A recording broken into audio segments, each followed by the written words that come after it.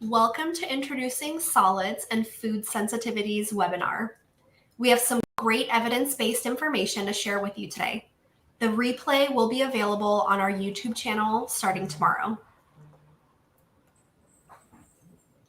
Healthy Horizons empowers chest and breastfeeding parents at work and at home through breastfeeding centers and corporate lactation services throughout the US and Canada. Leading today's discussion are Sheila Janakos and Dr. Rubinstein. Sheila Janakos is the CEO of Healthy Horizons and an internationally board-certified lactation consultant, IBCLC, for over 30 years and a mom of 3. Dr. Rubinstein is a naturopathic doctor with a private practice in California and Washington, and also a mom of 3. We're so excited to have her join us today.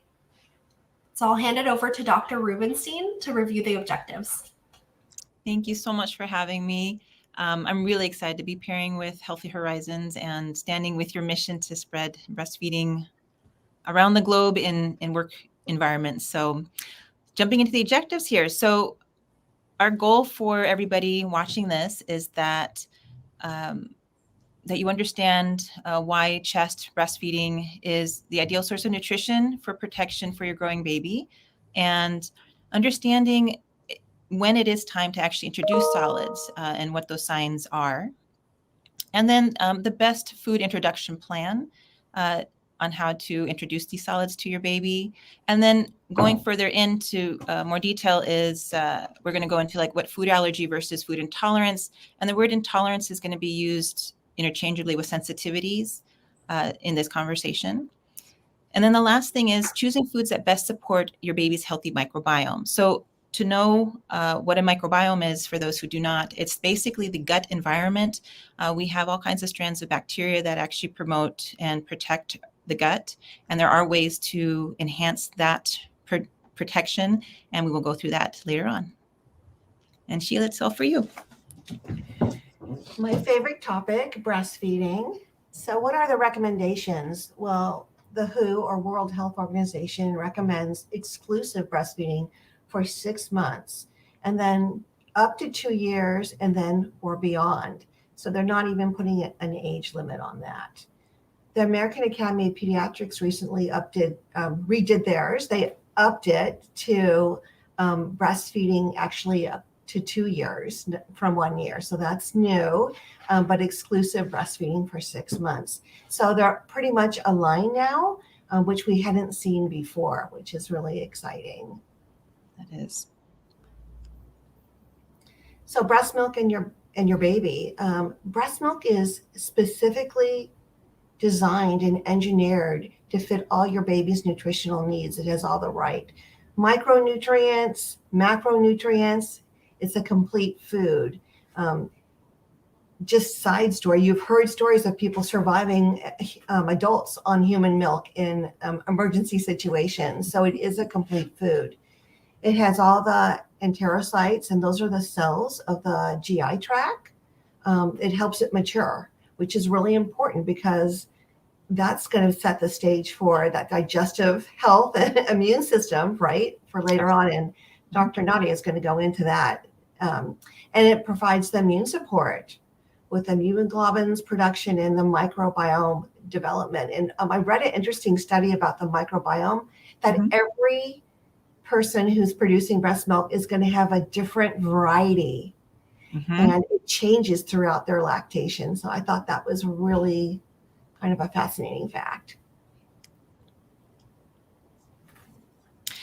So I'm kind of on that track, and it's interesting you shared that article, Sheila, because when I was going over some of the research too, it was fascinating. There was a theory about how babies' guts are sterile at birth, and it's the vaginal birth or the cesarean birth that actually inoculates their gut with the bacteria that will create their microbiome.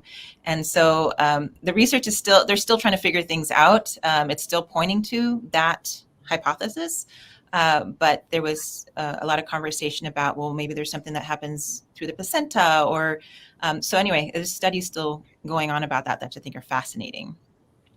The one thing here that I wanted to talk about, well, actually several things I wanted to talk about here, is that, I guess, first of all, let me just start with internal world versus external world. So from the mouth to the anus, that is considered external world. And the barrier between that external world and our internal world, where our bloodstream is, that is the gut and all the cells that line this pathway and the mucosal membrane that covers that pathway.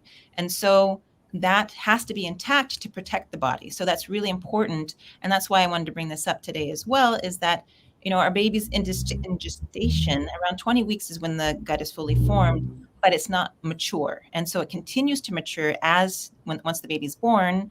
A term baby has a much more developed GI tract than one that's still in utero. And so that's also with like preterm babies, why there's that concern about the NEC, necrotizing. Enterocolitis. Thank you. Yeah. Yes. That's why that's yeah. And that's why it's a concern and why it's such a risk factor to health, is because that barrier is compromised. So the breast milk, that's where breast milk is so important, because it does help those cells mature. And all the cells within the enterocytes, there's other cells that function, and the adult gut is what is called selective permeability. So it actually chooses things it wants to take out of the external world to put into the internal world. A baby's gut that's immature can't fully differentiate all those pieces as of yet. It's still developing. And so that's why these pictures here, you see the normal tight junctions, the cells are really close together, and they're not going to let things through just on the off chance. It's going to choose what it wants to cross that barrier. The one before, it does say leaky and inflamed underneath, and that's what an adult gut would look like. But this is also kind of what a baby's gut is like, where those tight junctions haven't come together as tightly, and so it is easier for larger molecules to come through into the bloodstream. And that becomes an issue because the body is trying to protect itself and sees these food, if it's introduced too soon, if food particles coming in, it sees it as a invader and mounts an immune response to it. And we'll talk about the different types of immune response later on down. But this adaptation for babies is actually important for the breast milk, because that's how the breast milk immunoglobulins get into the system to help to support the immune function. So it is important to have this, but we want to help continue to support its development and strengthen it. So is it time to eat solids, or is it? So let's find out. It's the number one question that people will ask. Mm-hmm. Yeah. And I think too, and especially new parents are so scared about their baby not getting enough, that, oh, my breast milk is not providing enough, and so I have to give solids. I love to slow my patients down to say, just take a second. And then what you had said, Sheila, about all the nutrients that are in the milk that the body can absorb. It's easy to absorb. It's alive. It matches the specific needs of that child. It's amazing food. So before jumping into solids, these are the things that I tell my parents to look for. So first of all, they have to show interest in food. And I'm sure you've heard stories like this, Sheila, where, you know, mom or dad, or, you know, the parent is sitting with the baby and the baby's watching them eat, and the baby grabs the food and like pulls it like with this major grip on their food and puts it in their mouth. That's an interest in food. That's a good start. So, and then being able to sit up on their own is important. And then having teeth. And, you know, I was talking to a colleague of mine that I was really, I thought this was fascinating, but he was in a conversation with a midwife in South America. And the way that they introduce food was based on the teeth development. So when the front teeth come in, it's fruits and vegetables. When the canines come in, then it's meat. And then when the back teeth come in, then it's grains. And so I thought that was a fascinating way to introduce foods. I haven't done this with any of my patients yet, but I think it's a great concept. So, I'm sorry, if you can go back to the last slide here real quick, just the last two things too.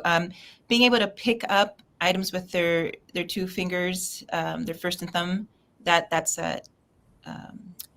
a movement that they need to be able to do as well. And then stopping the tongue thrust. So that's, I know with breastfeeding, that's something that you want to see. That's a baby saying, "Hey, I want to feed." So, but they stop doing that behavior. Now we're ready for the next slide. Thank you. Oh, did you want to add anything to that, Sheila, by the way?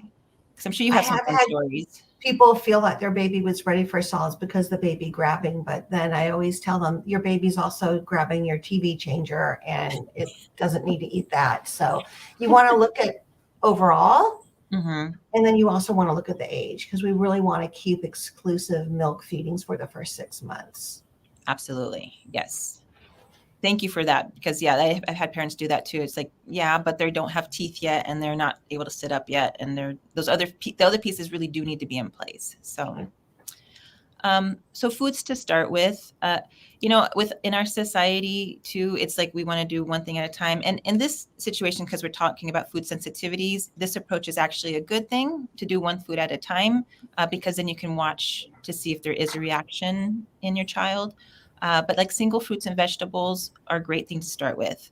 I would stay away from like the cereals and whatnot, just because it's not as nutrient dense as a whole food. And when I'm saying whole food, I'm saying something that you can pick off a tree, or dig from the ground, or take off a bush. That's considered a whole food. So some ideas that are great: parsnips, sweet potato, yams, pears. Sheila, do you have other ones that you like to recommend to your parents? Avocados. Oh yeah, those are great.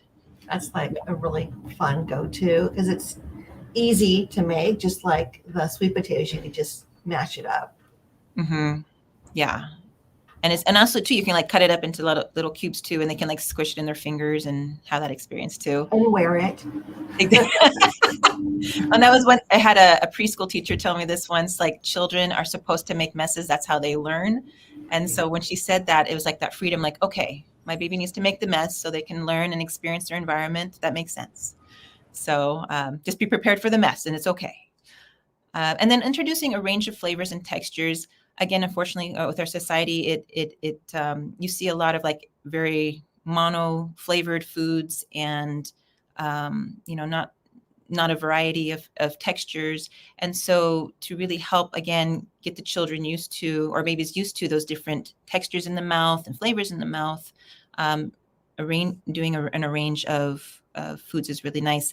I like to do too, if, like a piece of pear, putting just like a tiny bit of cinnamon on sometimes, and let the child try. Spices are food too. It's just a matter of being monitoring. Or moderate, excuse me, that's the word I want to use, being moderate with it. So, and they are exposed to flavors of spices even through breast milk. So if you eat a bunch of garlic, you're going to have garlicky breast milk, etc. So babies, actually, they've done studies, are kind of drawn to food that has a little bit more complex flavors because of some of the spices. Yeah, and in utero as well. There's at whatever mom is eating, baby is tasting. Right. So I get a lot of concern from parents about like, well, is my child getting enough calcium and iron? So first of all, calcium is absolutely important for the bone growth, and because our babies are growing so fast, having good sources of calcium are important. This is a picture of a lot of plant-based foods that are rich in calcium, and it doesn't always have to be the cow milk that parents go to for the calcium sources. And I actually wrote down here, so 1 cup of whole cow's milk, whole milk, is about 290 milligrams, and versus like a cup of cooked green collards is 360 milligrams. So just to show that there's that there's rich calcium sources that you can get from other foods as well.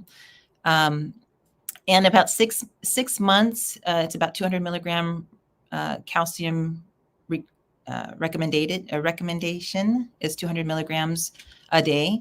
And then when they hit 7 months, it actually increases to 260 milligrams. And then with iron, again, iron is really important for the development of our red blood cells. And so red blood cells, those are the vehicles that carry our oxygen to the various parts of our body, as well as the nutrients, so that our bodies can function. The concern with a low iron is that a child could become anemic, and it can actually cause problems with their development, both mentally and physically. So, but again, it's not something to worry about if they're getting in a variety of foods and yeah, a variety of foods. So I think that's all I have to say there. Do you have anything to add? So most babies are born with iron stores that last at least 6 months, but really probably closer to 9, unless you're premature. And that's where we're going to see people being provided with iron supplements. So I would say, just like you probably, as soon as you could just do foods that actually have that iron, that's going to be the best source, because it's not going to be constipating also. And they're going to really be able to absorb it. Yeah. Mm-hmm.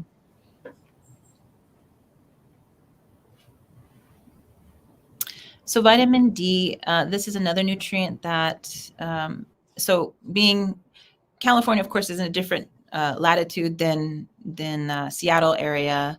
And so up here, it's much darker. And so we don't get the same amount of sun exposure. And so vitamin D is I think, more of an issue up here. In San Francisco, I do believe there's not a lot of sun exposure there as well. So you guys are probably similar to us in that sense. I know Southern California, they get a lot more sun. So that, but I will talk about a research article here. So the American Academy of Pediatrics is recommending 400 IUs of supplemental vitamin D, and that's a few days after birth. But before doing that, I wanted to share something more that, and there was an article I just read that I thought was really fascinating too. That they found that mothers that supplement with 6,400 IUs of vitamin D actually produce enough adequate levels of vitamin D in the milk that meets the baby's needs. So I thought that was really wonderful. So the one thing, though, to know is that vitamin D is a fat-soluble vitamin. And so if you already supplement with vitamin D, it's really a good idea to get it tested to see where you are in the range, because you don't want to do too much. So, but it usually takes a high dose for a long time for that to happen. But still, just to play it safe, I'd say get vitamin D tested for moms, not babies. So other sources of vitamin D, sunlight. So sunlight, it again depends on where you are on the earth, and then the time of day and the season. And so there was a study done in Spain, which is about the same latitude as Kansas City, Missouri, and they found that 25% of the skin, so like face, legs, hands, arms, exposed to sunlight, a noon sun, for 8 to 10 minutes got adequate D levels. But also to know that this research was done on people with light skin.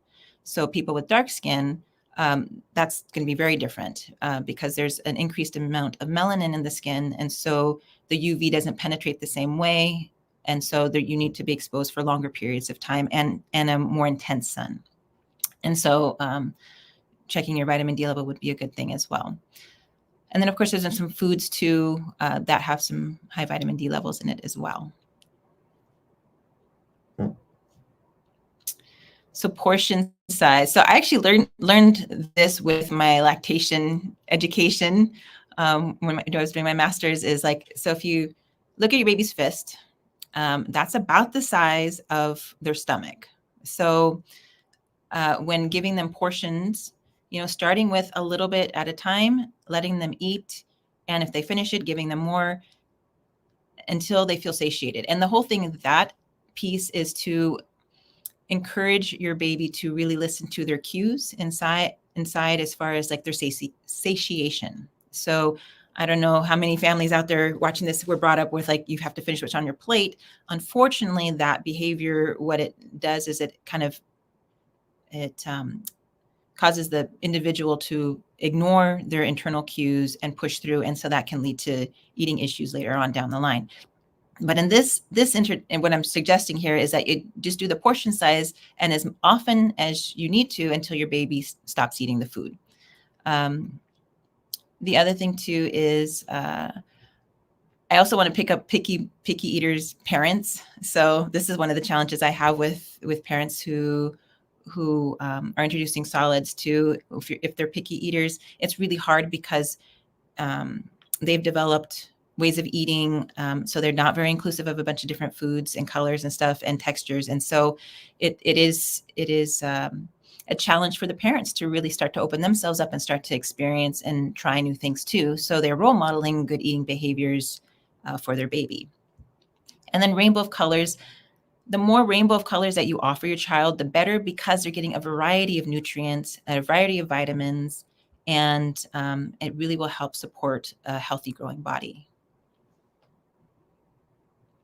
And these are some tools that I like. So the hand blender is great for making your own purees at home, and you know exactly what's going into the food. So again, if you have if the family has sensitivities and you're concerned about any additives or anything like that, this is a great way to avoid additives. The next thing is a little feeder, which I love using for, especially when babies are teething, putting some frozen blueberries in there, having them suck on it and bite on it. It is, you know, again, in naturopathic medicine, we want to minimize our exposures to plastics and stuff too. Unfortunately, I haven't seen another product out there that's better than this. So it's kind of a pros and cons game. But I think this is a really great thing to do, especially with your little one who's just getting used to solids. And then I'll just speak to the ice trays too. That's also a great way for like portion sizes, and also making it really colorful and playful for your children too, putting different colored foods in there that they can pick and check and taste and explore that way. So I definitely encourage the ice trays. And then the glass containers, did you want to speak to that? Sure. If you're going to be making your own baby food or just even doing portions, you could have things pre-made for the day in the glass. You could freeze in the glass, so it's safe. And you could also put breast milk in the glass. It's one of the safest containers to use if you're going to be storing food or human milk. So jumping into food allergies and sensitivities, you can go ahead and do the next slide. So what's the difference? So first of all, a food allergy is an immediate response, an immediate immune response. And an intolerance is more a delayed response. So that's just kind of in a nutshell. We already kind of touched on the immune system in our babies as far as it's still developing. And actually, there was one resource that I read that, you know, our children's immune system is not fully mature until ages 7 to 8 years old. So it is it's something that we really need to be mindful of, is like really supporting. And so that breast milk again comes in really, really important to help strengthen our children. And the thing I actually didn't mention before is with the microbiome component, and when we're talking about the gut, is that how the baby's born versus C-section and vaginal births, that situation changes the microbiome. Or if you did have a vaginal birth, but you had antibiotics during the birth because of a GBS or something like that, then that's group beta strep.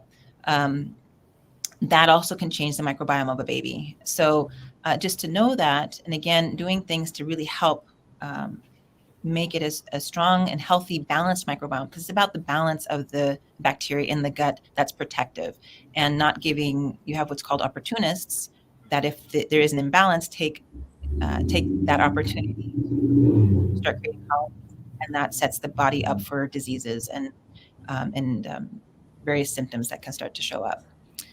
And then, of course, if there's a family allergy, so if you have a baby already, or there is a parent that has an allergy to a particular food, and this is the one that's the immediate reaction, it's most likely that a sibling will have a similar reaction. So it's really important at this point, like if that's something then that your family has, I would strongly encourage you to be working with an allergist, a medical doctor, allergist on that, to make sure that there's a plan in place.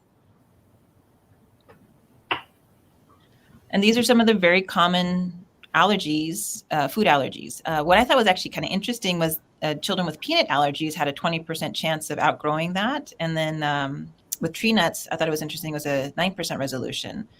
That bottom sentence, the IgE, so there's all types of different immune cells that responds in different situation. The IgE is what responds in an anaphylactic response, so that actually true allergy. And so this information, as far as that level, of course, you wouldn't get it without a blood sample that you would get with your provider, your allergist provider. But this is something you can check with your allergist. But a child who has IgE levels of greater than 50 most likely will retain their allergy through the teenage years. So I thought that was interesting to share. So the anaphylaxis, this is the true allergy. So it can happen within two hours of an exposure. And one thing to note too is the immune system, the way the immune system works too, is usually you have to introduce something foreign, and two times. So you introduce something foreign, and then the follow-up time is when the reaction can happen. So because the immune system, it gets introduced to the foreign object, and then when it sees it again, it's like, oh, it's the foreign object, let's go get it. So that's what is happening with the immune system here.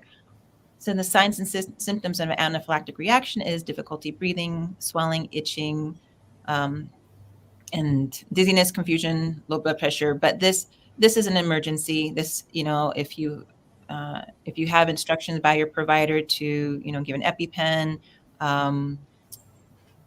you follow directions of your primary provider. Otherwise, call 911, because this is an emergency that needs to be dealt with immediately.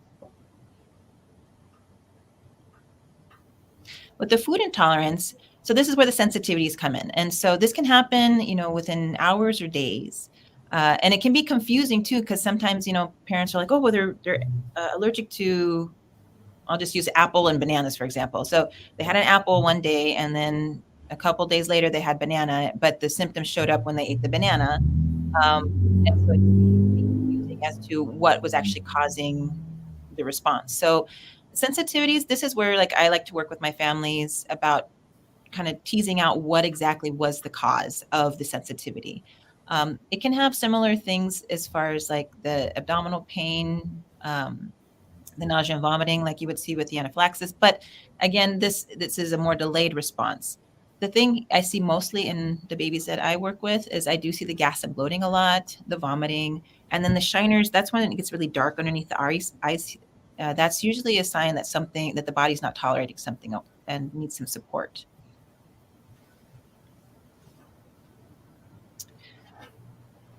And then this is what the American Academy of Pediatrics is recommending as far as introducing allergenic foods.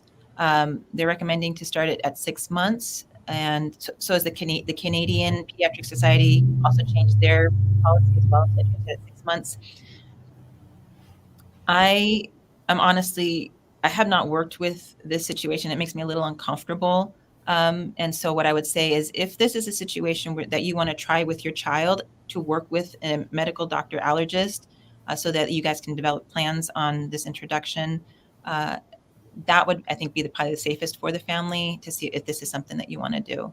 But also remembering that breastfeeding is really important just to really support that immune system development and protection.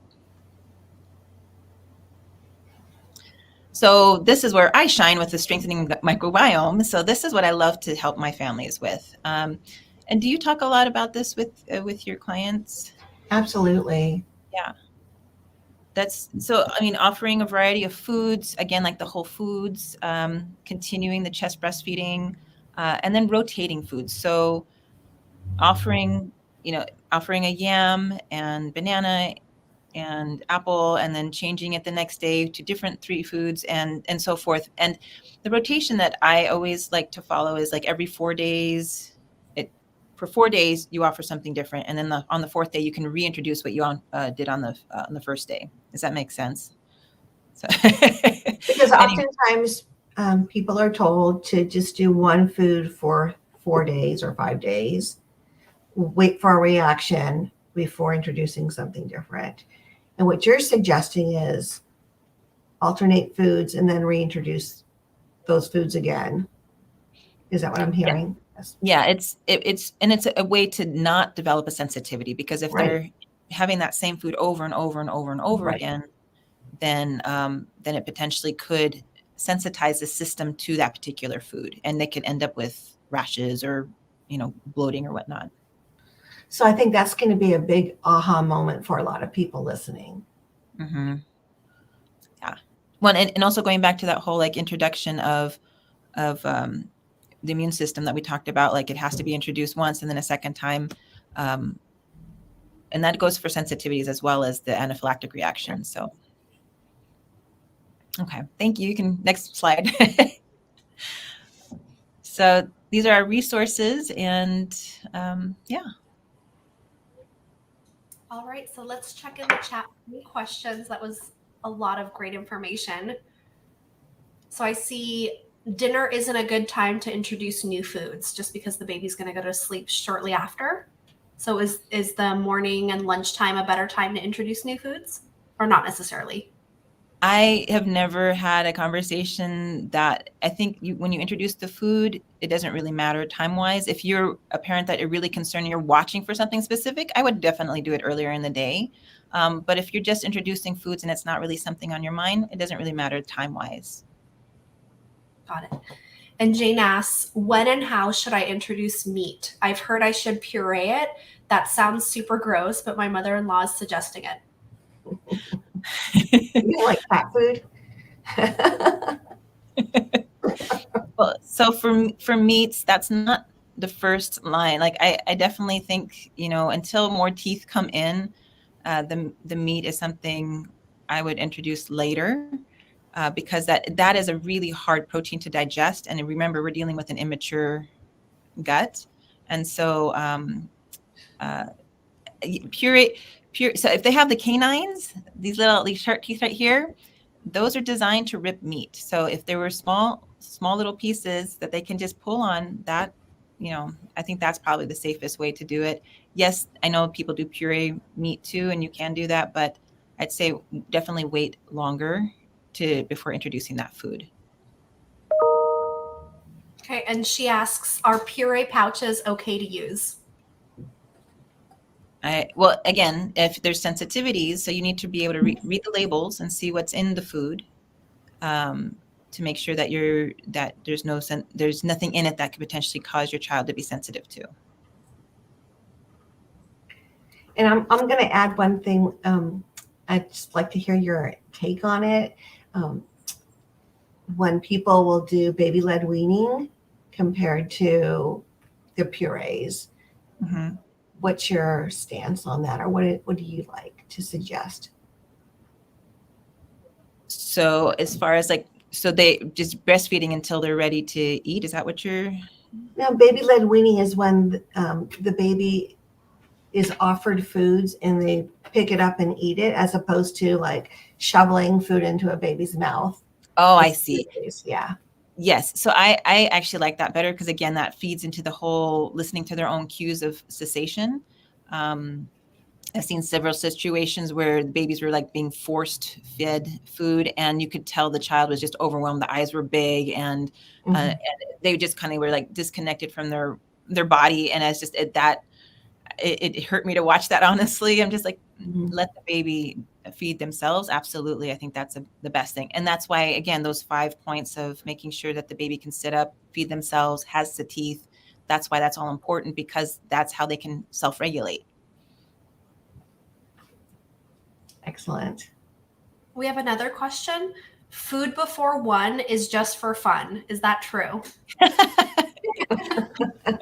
I like that. I think that's kind of cool. I think there's a lot of factors. I don't see there's no need to force a baby to eat solids if they're growing well, they're meeting their developmental milestones. If in that first year, the milk will do just what it needs to do to help grow a healthy body. If there's medical situations or factors, then of course that changes. But I think that saying is actually really kind of fun.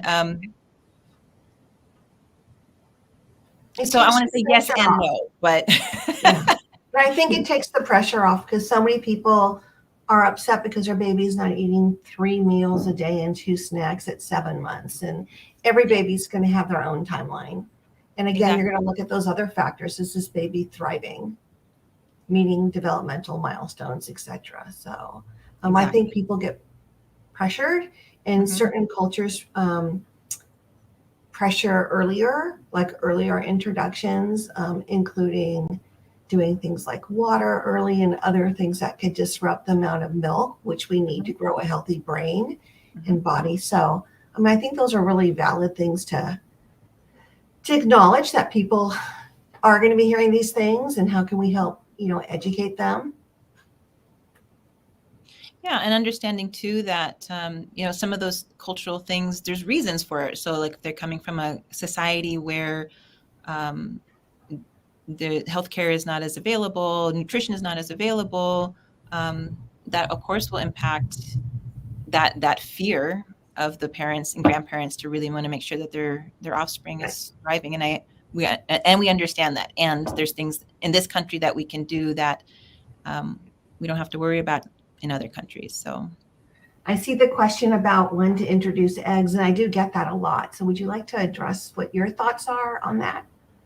So I guess I guess it depends on how it's prepared. So if it's a fried egg versus like a hard boiled egg, I mean, the thing is like the healthy fat is really important for a developing brain.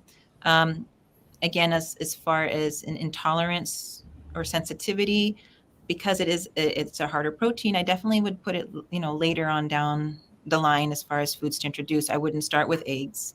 I definitely would still start with the fruit and vegetables first. And the eggs I would put closer to the meat personally is what I recommend. Another question just came in. What is the safest way to cut food and serve it to your baby? Safest way to cut food and serve it to your baby. Okay, so if they're talking like size-wise, so the child doesn't choke. So first of all, the gag reflex that all babies have is amazing. a protective mechanism. So as long as that's intact, and the baby's feeding themselves, that think bite size, like cube size that they can pick up with their fingers and put in their mouth, that should be fine. And making sure that it's soft too. Like, so if they're having just the front teeth and you're introducing foods, make sure it's a softer food that they can chew, because they don't have all their teeth that they can mash it up and swallow as well. So I hope that answers that question. I've seen people have big chunks of food where the baby picks up and just gnaws on. Oh, I like that too. Yeah, I do. I have seen those children, and this is a personality trait, but I have seen children who do that and they just take off a huge thing. And then I had a child in front of me choke actually because they did that. So they took too big a bite. They were pretending they were a hamster. Oh, that's what they. No. So, but again, that thank God for that gag reflex, because that saved the baby and it was fine. So it's just.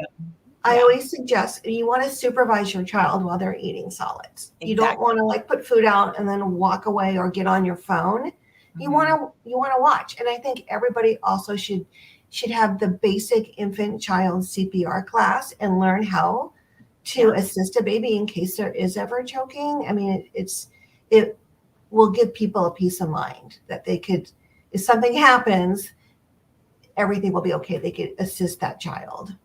Yeah, absolutely. Is salt or sodium bad for babies?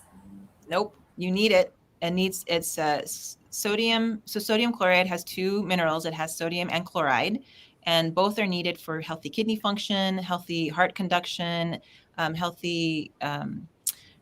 We're getting into like chemistry here, but like osmolarity. So that's the balance of fluid across membranes. It's really important to have a little bit of the electrolytes. That's part of the electrolytes. I guess it also depends on what kind of salt, right? Dr. Rubinstein? Like table salt versus like sea salt and the different types of sodium, just a better source of sodium. So the table salt versus like the sea salt, those actually have different minerals in it that are great. They have like magnesium and potassium and all kinds of other minerals. So it's a great electrolyte resource. So I wouldn't oversalt the baby's food, and I don't think they need a ton of salt when you're introducing solids. But it's not going to hurt if they got a little bit of salt. Right. So. And we have another question. What about dairy? When can my baby have cow's milk? Okay. So my first response is it depends on the genetics, depends on the parents, depends on the source of the milk. And so if there are some family lines out there that do not do well with cow's milk. And so in those situations, I'd say never. In some family lines, cow's milk is well tolerated, but how it's processed here in the United States may be different than how it's processed in other countries, and how we take care of our cows, with antibiotic use and their feed sources can impact the fat profile of that cow milk, which could potentially predispose our babies to sensitivities. So again, if it's a concern with calcium sources, going back to that slide as far as plant-based foods that have calcium sources, that would be a much better approach than introducing the cow's milk. I'm so glad that somebody asked that question, because it makes me sad. So many times I have a person come talk to me who's everything's going great with breastfeeding, introduction of solids is going great, and they're advised by their healthcare professional to wean at a year and just substitute with cow's milk. And they're told that cow's milk has more of what that baby's going to need than the breast milk, which is not true. No. But people think that's something that you have to do. And so I'm so glad that you explained that. So thank you. Yeah, of course. We have another question. Dr. Rubinstein, what's your opinion of open cups versus a cup with a straw? I think that's kind of a personal preference. So a lot of parents, they just don't want to clean up the mess of the open cup. And so that's why they have the straw cups. Again, encouraging your babies to make the mess so they learn, but also, even at 6 months, like saying, oh, okay, we made a mess, we're going to clean it up. Again, we're role modeling every single step we do. So I don't think there's a preference. And again, that gag reflex, if they drink it too fast, they're going to cough it up. So I think either cup is fine, depending on what the parent preference is. I know that the straw is better for oral development versus a sippy cup. So we'll hear that a lot. But yes, I agree, like the open cup versus the straw is preference. Oh, I love the poop question. That's the next one. How will poop change after introducing solids?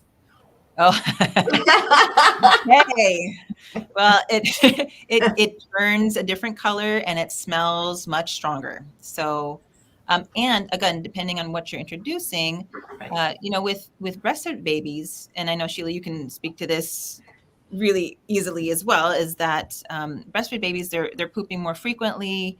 Actually, I guess it depends, because if they're in a growth spurt, they can go several days without having a bowel movement. When they are on solid foods, you actually do want them having regular bowel movements daily, because you want the gut to be releasing that. So if a baby is going a couple of days on solid foods, not pooping, that's a problem. So that's just something to watch for too. So yeah, I hope I didn't cause confusion with that, but they get more smelly. The pattern changes as far as their pooping regularity. Right. And yeah. And then if and when people introduce meat, that's a whole new level of smell. Oh yes. You just so you can tell. Constipation too. And right. So that's why, again, not wanting to introduce that too soon. We'll wait till that gut matures a little bit more.